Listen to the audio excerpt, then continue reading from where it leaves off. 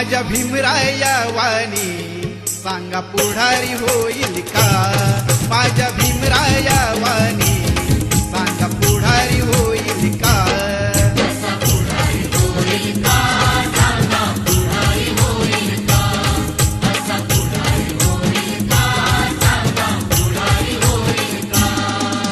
सुज्ञानाचा निर्मळ जरा भीमासारखा माणूस खरा जन्मा येईल का?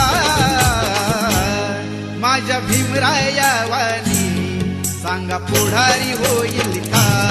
माझ्या